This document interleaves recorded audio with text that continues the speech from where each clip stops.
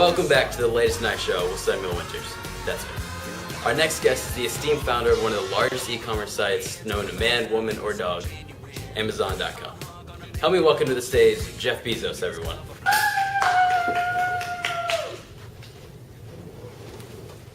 Thank you for joining us this fine evening, Jeff. I'm glad you were able to find time in your busy schedule to be here. It's Mr. Bezos. And no problem, Mr. Winters. I always enjoy coming here and talking about my success. Which we always love to hear about. So let's jump right into it, shall we? Were you always as innovative as you are today? Well, it's funny you should ask that, Mr. Winters. Just the other day, I was recounting to some employees a story my mother likes to tell. One time, as a toddler, I dismantled my crib with nothing but blood, sweat, tears, and a screwdriver. And then there was also the time I rigged an alarm system to keep my siblings out of my room. So overall, I would answer that, yes, I was quite innovative as a lad. Well, isn't that fascinating? So tell us about your life prior to forming the e-commerce giant known as Amazon.com. Well, after graduating from Princeton, I worked on Wall Street for a number of years and became quite successful. But after seeing the recent success of the internet, I decided to take a risk and start my own e-commerce company. Thus, Amazon was born. So why did you name it Amazon anyways?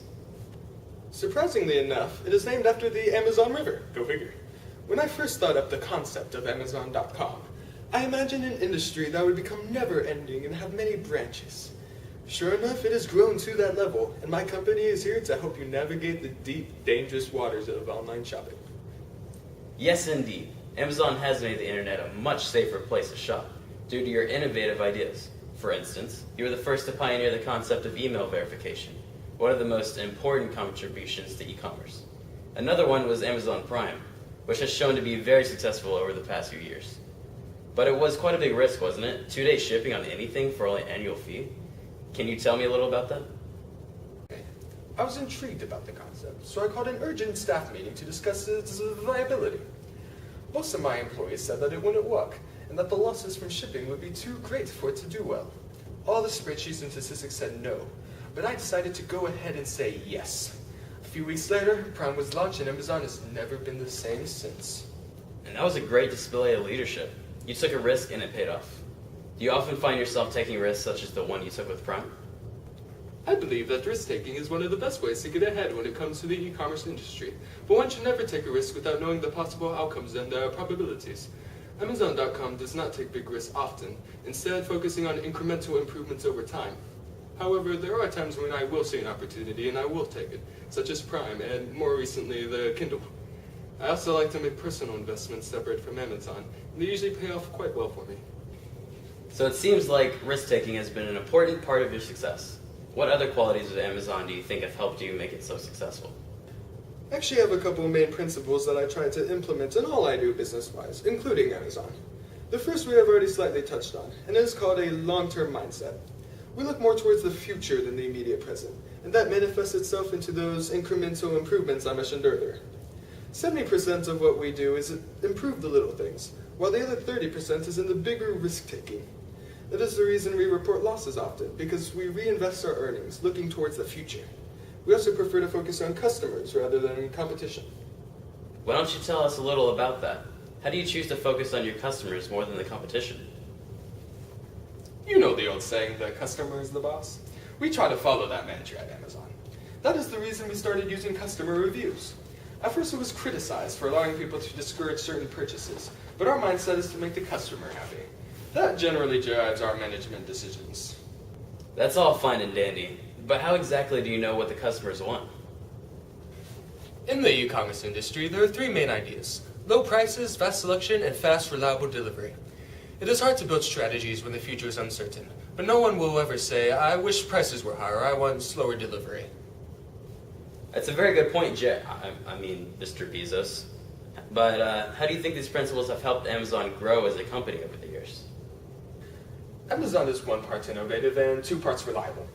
We always strive to bring the best of service to our customers, while at the same time introducing new concepts into our industry, such as Amazon Prime. The reason for Amazon's success does indeed lie in these principles. That is the reason it works so well. So Amazon has turned out to be a very successful endeavor. How have you responded to the criticism over the years? Much like the Amazon Prime example, I received a lot of criticism for my decisions that paid off in the long run. When initially starting up my online bookstore, ebooks were commonly looked at as inferior to paper books and would never take off as an industry. That's exactly what people said about paperbacks when they were first invented, and look at where they are now. That sums up my response to criticism. Ignore the haters, bruh. This healthy response to criticism is exactly what sets Amazon apart from its competition. Looks like that's all the time we have, though. Thank you so much for joining us. Jeff Bezos, everybody.